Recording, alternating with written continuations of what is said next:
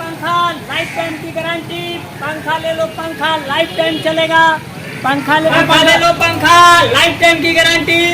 पंखा इधर आओ। हाँ सर बोलिए। कैसे पंखा दिए?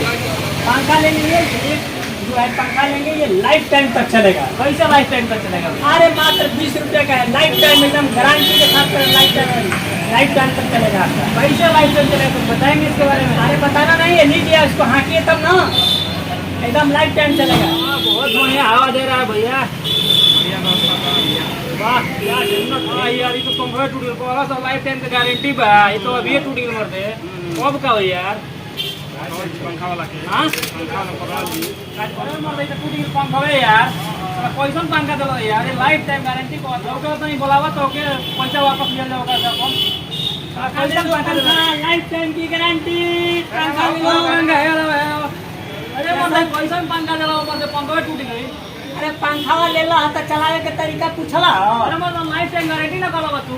Life time guarantee. अच्छा डॉक्टर कहे जाला दवाई लेबे हां तो दवाइया पूछेला ना कि कैसे खाई जाला। तो हमें कौन तरीका बता दे?